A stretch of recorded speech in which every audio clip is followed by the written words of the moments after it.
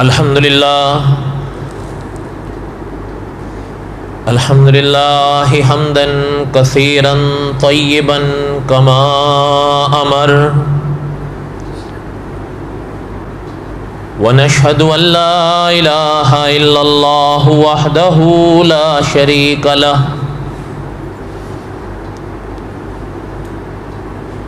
ونشهد أن سيدنا وسندنا ومولانا محمدا عبده ورسوله.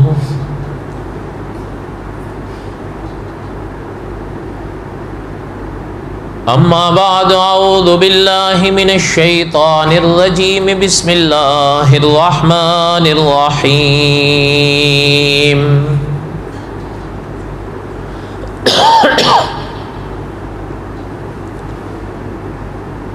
الف لام را تلك آیات الکتاب المبین،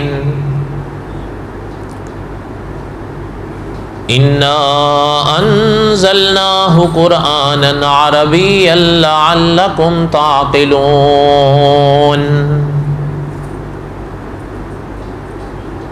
نحن نقص عليك احسن القصص بما اوحينا اليك هذا القرآن وان كنت من قبله لمن الغافلين.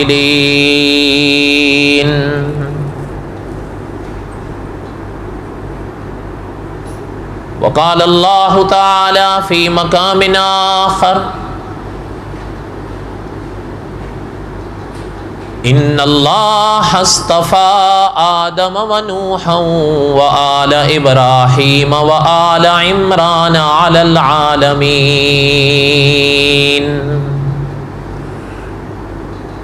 ذریۃ بعضها من بعض واللہ سمیع علیم.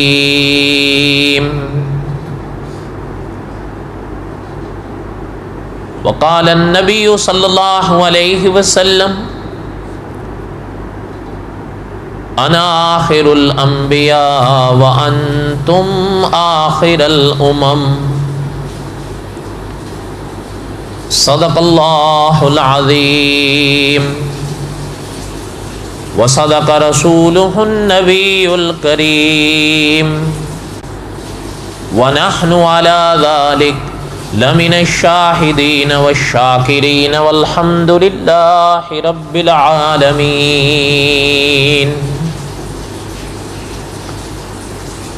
اللہم صل علی محمد وعلی آل محمد کما صلیت علی ابراہیم وعلی آل ابراہیم انک حمید مجید. اللہم بارک علی محمد وعلی آل محمد کما بارکت علی ابراہیم وعلی آل ابراہیم انک حمید مجید.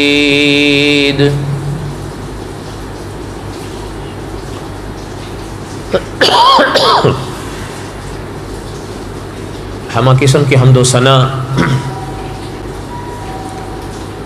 اللہ ذات علم یذل لا یزال کی پاک ذات کے لیے،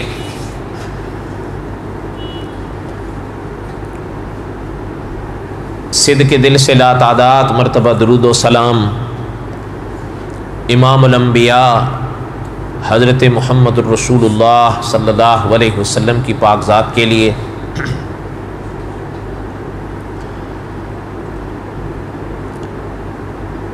قصص الانبیاء علیہ السلام کے اسباق ہم پڑھ رہے تھے.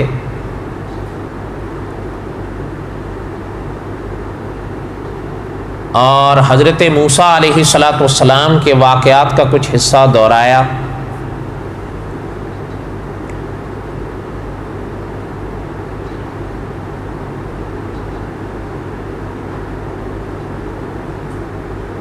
ہم یہاں تک پڑھ پائے تھے کہ حضرت موسیٰ علیہ السلام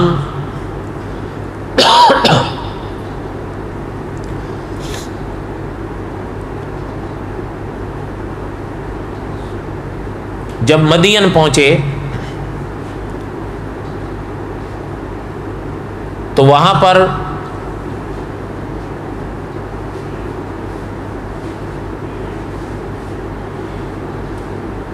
کچھ بکریوں کو حضرت نے پانی پلایا اور پانی پلا کر ان کو رخصت کیا.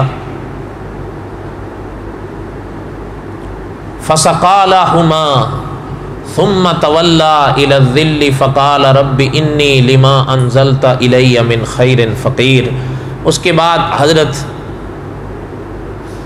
وہاں ایک درخت تھا, اس کے نیچے آ کر بیٹھ گئے اور اللہ تعالیٰ سے دعا کی. یہ تقریباً ہم نے پڑھ لیا.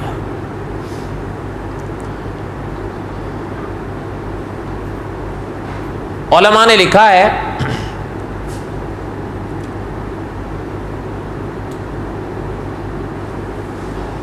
اس باب میں کئی طرح کی باتیں علماء نے لکھی ہیں اور کئی سوالات اٹھے جن کا جواب علماء نے لکھا.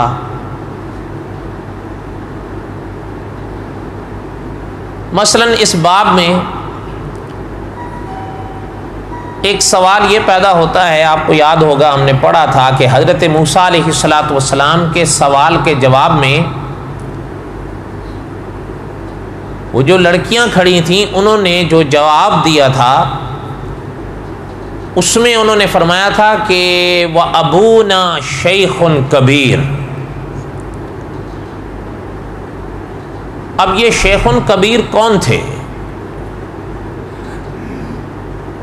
اس پر کافی لمبی چوڑی بحث ہے اور غالباً 5 بڑے اقوال ملتے ہیں جن کو مولانا حفظ الرحمان سیوہاروی رحمۃ اللہ علیہ نے قصص القرآن میں لکھا. 5. اب بہرحال اب وہ سارے تو پڑھنے نہیں, لیکن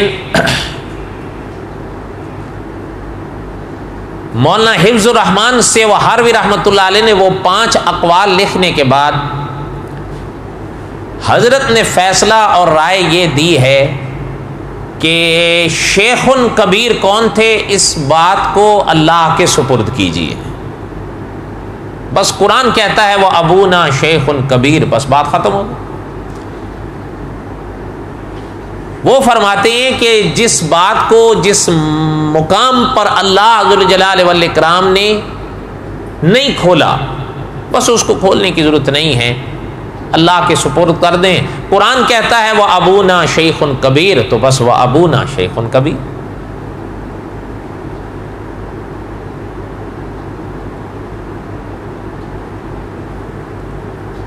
لیکن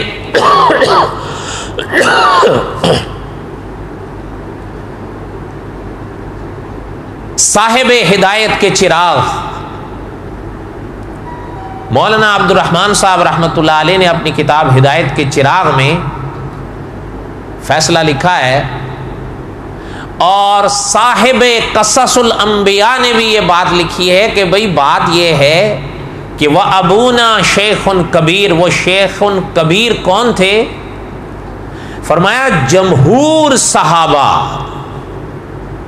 اور جمہور مفسرین اس بات پر ہیں کہ وہ حضرت شعیب علیہ السلام تھے.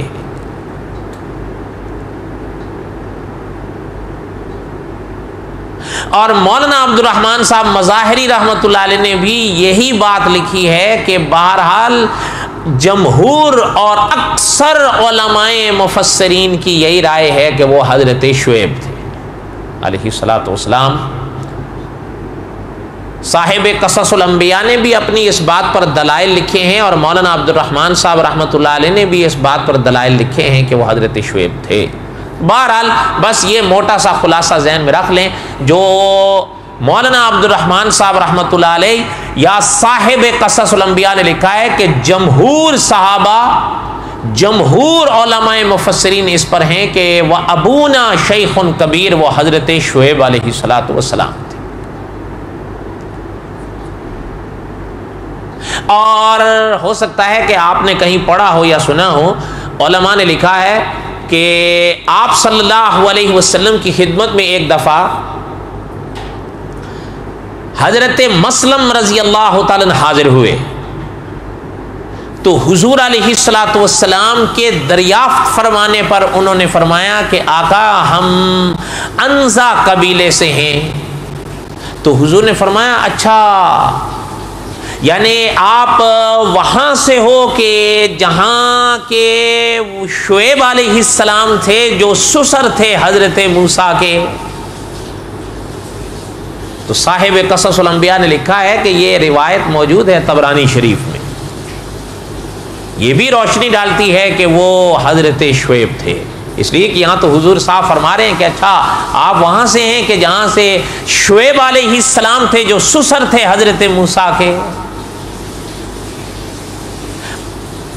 اور دوسری باتیں بھی انہوں نے لکھی. بہرحال بس خلاصہ ذہن میں رکھ لیں جو جمہور علماء کا ان اکابر نے فیصلے کے طور پر لکھا کہ وہ ابونا شیخ کبیر، وہ حضرت شعیب تھے.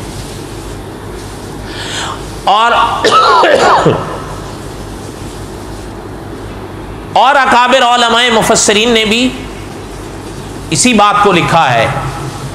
اور آپ کے اور ہمارے ملک کے مفتی اعظم ان کی عبارات بھی بڑی صاف ہیں، اور ان کی عبارات سے بھی یہی مسئلہ معلوم ہوتا ہے کہ وہ ابونا شیخ کبیر، ان کے نزدیک بھی حضرت شعیب ہی تھے. تو بہرحال یہ میں نے تلخیص کر دی اس بحث کی.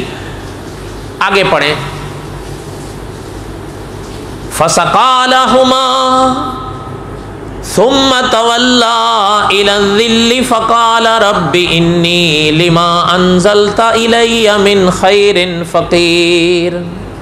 اس درخت کے نیچے حضرت موسیٰ علیہ السلام آ کر بیٹھے تھے. علماء مفسرین نے لکھا ہے کہ ایک دفعہ حضرت ابن مسعود رضی اللہ تعالیٰ فلسطین جا رہے تھے. تو فلسطین جانے والے جس راہ پر حضرت چل رہے تھے ایک منزل ایسی آئی کہ وہاں سے ایک جانب 2 دن کے فاصلے پر مدین تھا. تو حضرت ابن مسعود رضی اللہ تعالیٰ نے سواری بھگائی مدین کی طرف، بھئی وہیں چلیں مدین ہی دیکھتے جائیں. جب حضرت ابن مسعود رضی اللہ تعالیٰ مدین پہنچے تو اب حضرت ابن مسعود تو حضرت ابن مسعود تھے رضی اللہ تعالیٰ عنہ. جب وہاں پہنچے تو حضرت کو تو یہ آیت خوب یاد تھی. فَسَقَىٰ لَهُمَا ثُمَّ تَوَلَّىٰ إِلَى الظِّلِّ فَقَالَ رَبِّ إِنِّي لِمَا أَنزَلْتَ إِلَيَّ مِنْ خَيْرٍ فَقِيرٌ. کہ ایک درخت تھا جس کے نیچے حضرت کلیم علیہ السلام نے بیٹھ کر دعا مانگی تھی، سایہ لیا تھا، آرام کیا تھا. تو حضرت ابن مسعود رضی اللہ تعالیٰ جب مدین پہنچے تو وہاں کے لوگوں سے پوچھا کہ بھئی ہم آپ کی بستی میں آئے ہیں، ہم وہ درخت دیکھنا چاہتے ہیں جس درخت کے نیچے حضرت موسیٰ بیٹھے تھے اور اللہ تعالیٰ سے دعا مانگی تھی. تو علماء مفسرین نے لکھا ہے کہ اس وادی کے لوگوں نے حضرت ابن مسعود رضی اللہ تعالیٰ عنہ کو وہ درخت دکھایا کہ یہ وہ درخت ہے جس درخت کے نیچے حضرت موسیٰ بیٹھے تھے اور جس کا ذکر قرآن میں. حضرت ابن مسعود رضی اللہ تعالیٰ عنہ کے ساتھ سواری بھی تھی. علماء نے لکھا ہے کہ حضرت کی سواری کو بھوک لگی تو اس درخت تھا بڑا سرسبز وہ درخت، وہ سواری اس درخت کے پتے چبانے لگی لیکن نگل نہیں سکی، پھینک دی. حضرت ابن مسعود رضی اللہ تعالیٰ عنہ اس درخت کے نیچے بیٹھے اور حضرت موسیٰ علیہ السلام حضرت ابن مسعود رضی اللہ تعالیٰ عنہ نے اس درخت کی زیارت کی اور جس درخت کے نیچے حضرت موسیٰ علیہ السلام بیٹھے تھے اس درخت کے پاس حضرت موسیٰ علیہ السلام کے لیے حضرت ابن مسعود نے دعا کی اور دعا کر کے واپس آ. تو بہرحال یہ قصہ ہے، اکابر نے لکھا ہے اور یہ تو صدیوں پہلے کی بات ہے. آپ کے ملک کے اس وقت بھی جو مفتی اعظم پاکستان ہیں انہوں نے خود لکھا ہے کہ ان کے اس سفر نامے میں مجھے اس درخت کا تو ذکر نہیں ملا، چونکہ صدیاں گزر گئی ہیں، لیکن اس سفر نامے میں انہوں نے کنویں کا ذکر کیا ہے کہ ہمیں وہاں کے صاحب نے جو ہے وہ کنواں دکھایا جس کنویں سے حضرت موسیٰ نے پانی نکال کر حضرت شعیب کی بکریوں کو پلایا تھا۔ فرمایا جب ہم نے وہاں دیکھا تو فرمایا وادی کے ایک صاحب سے ملاقات ہوئی، انہوں نے نام بھی لکھا ہے ان کا، حسن یوسف صاحب۔ کہہ رہے تھے وہ صاحب بتا رہے تھے کہ یہاں قریب ایک صاحب کا باغ تھا، تو وہ اپنے باغ کے لیے پانی اس کنویں سے لیتے تھے۔ حضرت نے لکھا ہے کہ وہ صاحب بتا رہے تھے کہ اس کنویں سے پانی لے جا کر وہ اپنے باغ کو سیراب کرتے تھے۔ اس کنویں کے پانی میں اتنی برکت تھی کہ اس باغ کا ایک ایک سیب 1-1 کلو وزن کا پیدا ہوتا تھا۔ یہ ان کی کتاب ہے اپنا انبیاء کی سرزمین، 3 صفحے کم 250 صفحے کی کتاب ہے۔ نام یاد رہے گا، کیا نام ہے؟ انبیاء کی سرزمین۔ جن کو اگر اس موضوع سے دلچسپی ہو، اردو میں ہے، بڑی بہترین کتاب ہے، پڑھنے سے تعلق رکھتی ہے کہ انہوں نے لکھا ہے اس میں کہ وہ کنواں ہم نے آنکھوں سے دیکھا۔ یہ اکابر کی یادگاریں ہوتی ہیں۔ تو بہرحال اور بھی وہاں پر، چونکہ کتاب کا نام سے ہی ظاہر ہے انبیاء کی سرزمین، اور بھی کئی وادیوں کے تذکرے ہیں، آپ منگوا لیں، عام ملتی ہے پاکستان میں تصاویر کے ساتھ، بہت خوبصورت اور بڑی عجیب کتاب۔ تو بہرحال عرض یہ کر رہا تھا کہ حضرت موسیٰ علیہ السلام وہاں اس درخت کے نیچے آ کر بیٹھے اور دعا کی، فَسَقَىٰ لَهُمَا ثُمَّ تَوَلَّىٰ إِلَى الظِّلِّ فَقَالَ رَبِّ إِنِّي لِمَا أَنزَلْتَ إِلَيَّ مِنْ خَيْرٍ فَقِيرٌ۔ اچھا، امام ابن کثیر رحمۃ اللہ علیہ نے حضرت عطا رحمۃ اللہ علیہ کا فرمان لکھا ہے اس پاک آیت کی تفسیر میں کہ وہ جو لڑکیاں جب وہ جانے لگی نا، پانی اپنا حضرت موسیٰ نے ان کی بکریوں کو پلا دیا اور فرمایا جائیے۔ اچھا، وہ چلی گئیں، جب جانے لگیں تو چلتے چلتے جو دیکھا کہ یہ مسافر جا کر درخت کے نیچے بیٹھے ہیں، اور بیٹھ کر حضرت موسیٰ نے یہ جو دعا مانگی، حضرت عطا رحمۃ اللہ علیہ نے فرمایا، امام ابن کثیر رحمۃ اللہ علیہ نے لکھا ہے کہ ایک لڑکی کے کان میں یہ جملے حضرت موسیٰ کے پڑ گئے تھے۔ بات سمجھ آئی؟ بولو تو صحیح۔ آگے سنیں، فَجَاءَتْهُ إِحْدَاهُمَا تَمْشِي عَلَى اسْتِحْيَاءٍ۔ اچھا، قرآن پاک میں اللہ ذو الجلال والاکرام نے ارشاد فرمایا کہ فَجَاءَتْهُ إِحْدَاهُمَا، ان دو میں سے ایک واپس آئی، لیکن علماء مفسرین نے لکھا ہے ایسے واپس نہیں آئی، گھر گئیں، لیکن والد محترم کو اپنا احساس ہوا کہ آج اپنے وقت سے پہلے آ گئی ہیں، خیر تو ہے۔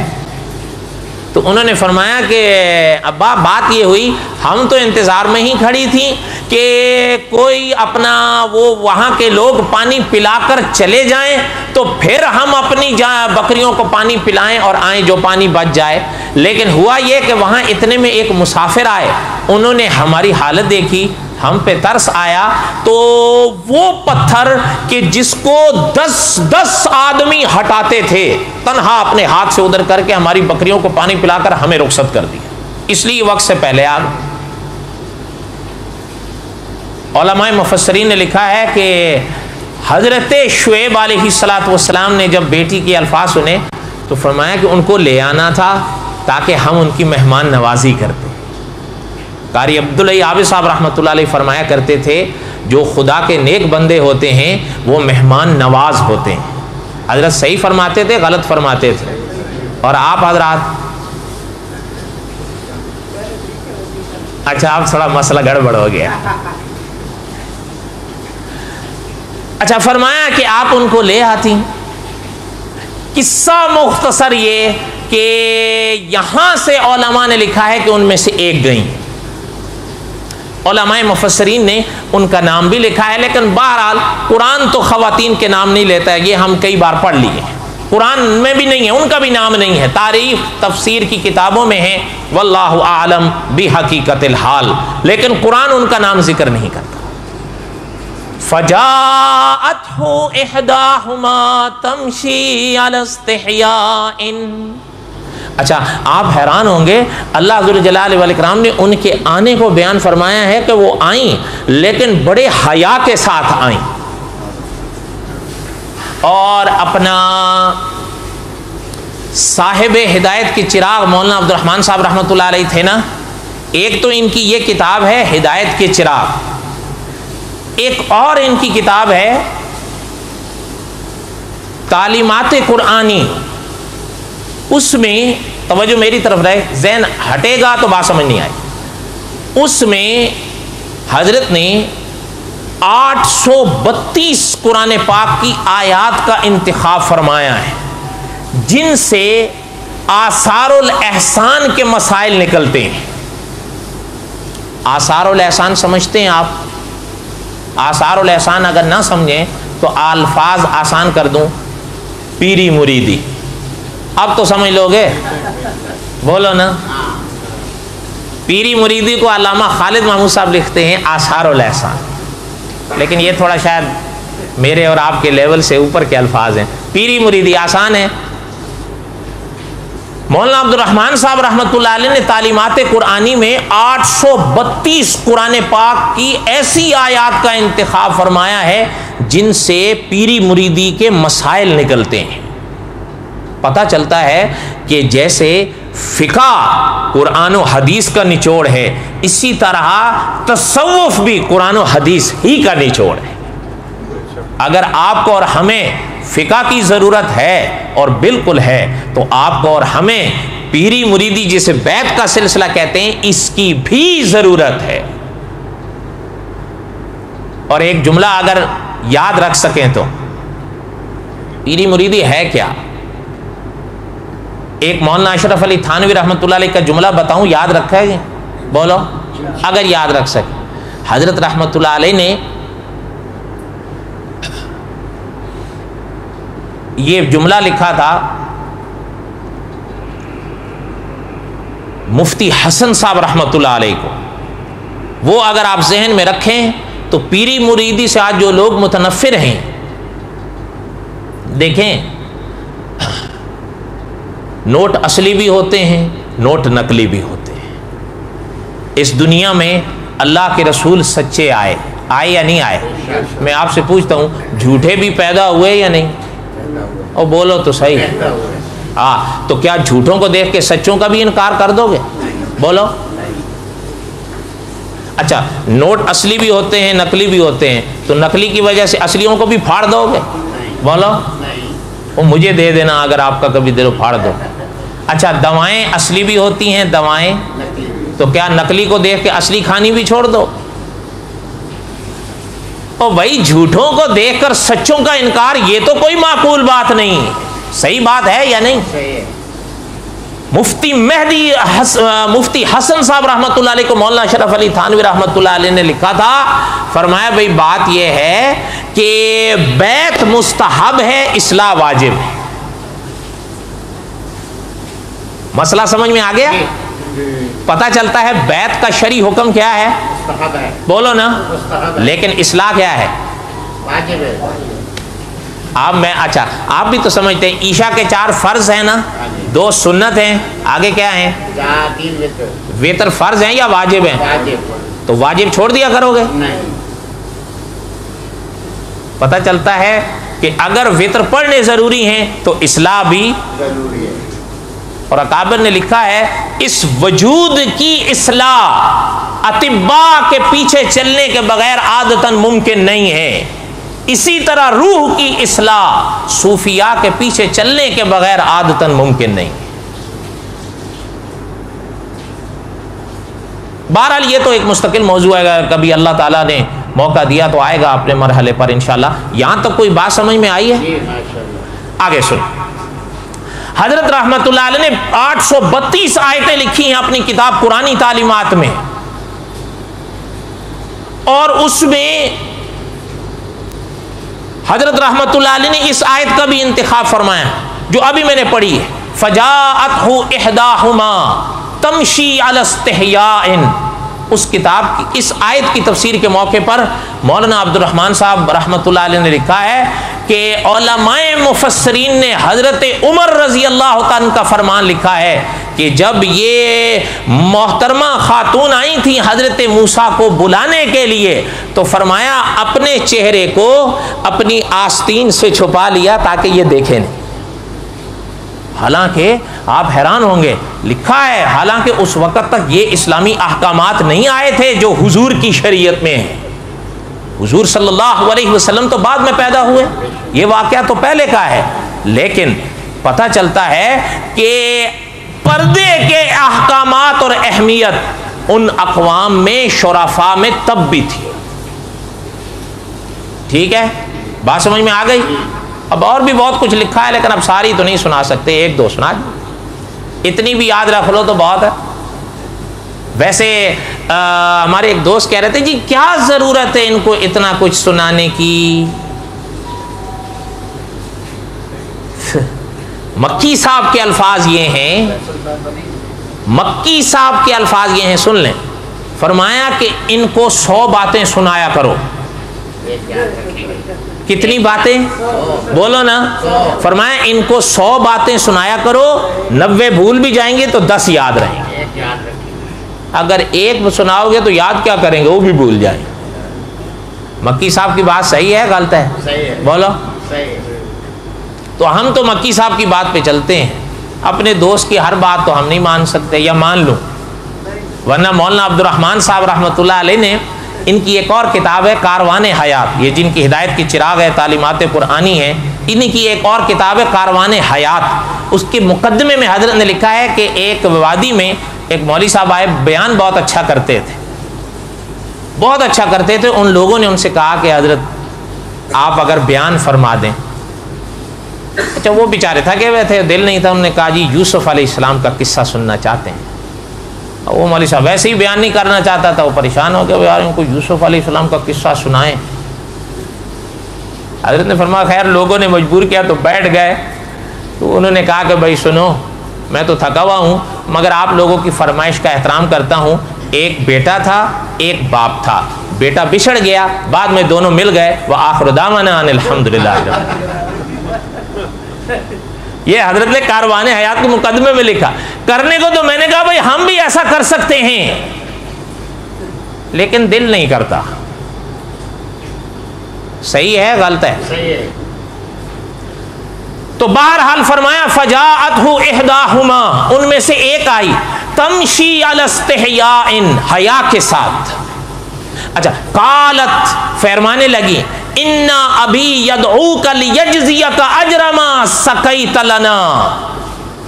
اچھا یہ بھی علماء مفسرین نے لکھا ہے کہ بات کو بالکل واضح کر دیا. نہ یہ فرمایا کہ ہماری طرف سے دعوت ہے, نہ یہ فرمایا کہ دعوت ہے, نہ بالکل واضح بات کر دی کہ قالت ان ابی یدعوک لیجزیک اجر ما سقیت لنا. ہمارے ابو آپ کو بلا رہے ہیں, ہم نہیں. اگر میرے ساتھ کر دیں, کون بلا رہے ہیں؟ ہمارے ابو بلا. صاحب قصص الانبیاء نے لکھا ہے یہ بھی شرافت کے رنگوں میں سے ایک رنگ تھا کہ بات کو بالکل واضح کر دیا مسافر کے آگے کہ ہم آپ کو نہیں بلا رہے ہیں, ہمارے ابو آپ کو بلا رہے ہیں. اور کیوں بلا رہے ہیں؟ اس لیے بلا رہے ہیں کہ ہمارے ابو چاہتے ہیں کہ آپ کو بدلہ دیں اس نیکی کا, اس احسان کا جو آپ نے ہم پر کیا ہے. سمجھ آ گئی بات؟ بولو نا.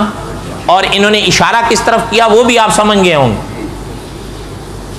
اچھا علماء مفسرین نے لکھا ہے کہ حضرت موسیٰ نے جب سنا تو حضرت موسیٰ علیہ السلام کو خیال آیا کہ ابھی جو یہ دعا مانگی تھی نا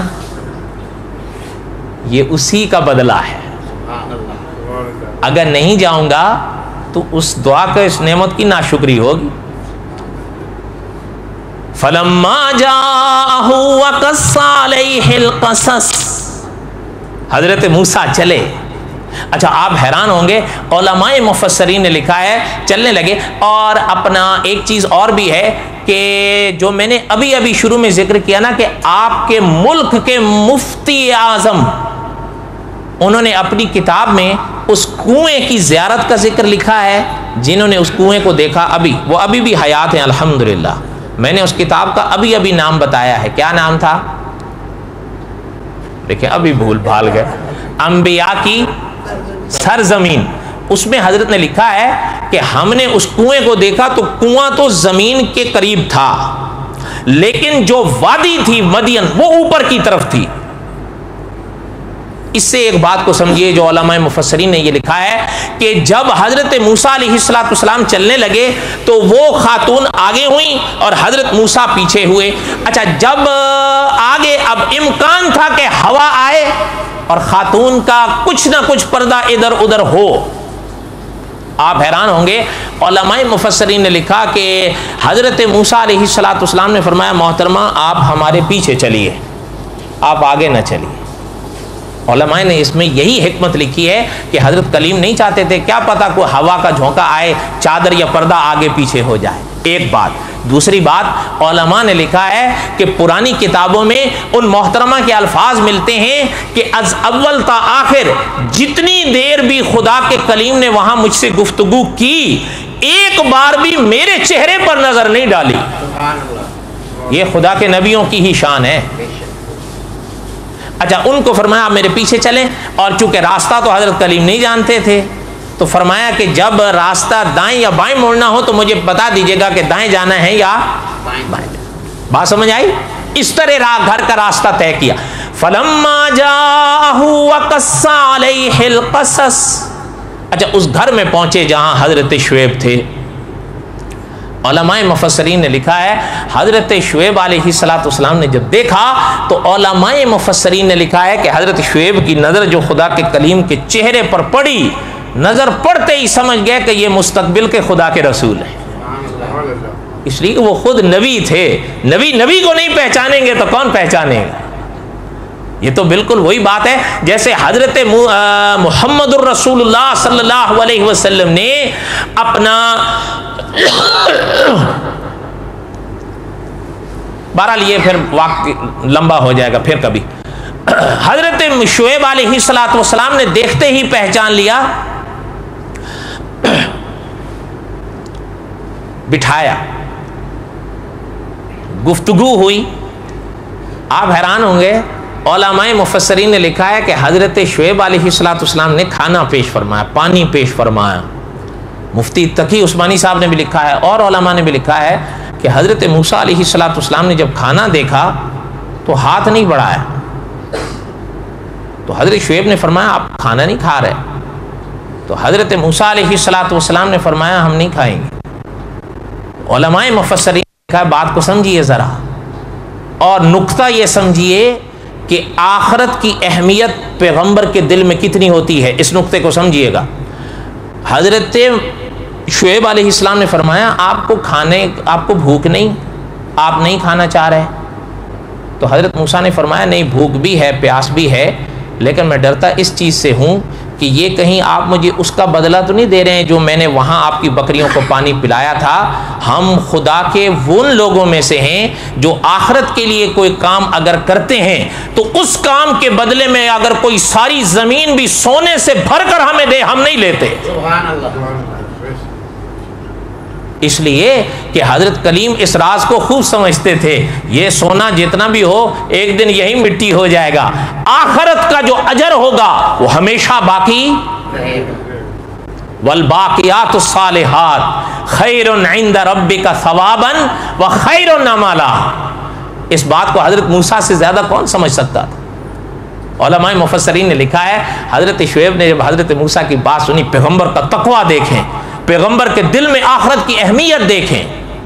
حضرت شعیب نے فرمایا اللہ واللہ، یہ الفاظ لکھے ہیں علماء مفسرین نے کہ حضرت نے فرمایا اللہ واللہ، خدا کی قسم ہے یہ اس کا عوض نہیں بلکہ ہمارے آباء و اجداد کا یہ مزاج رہا ہے کہ ہم مہمان نواز ہیں.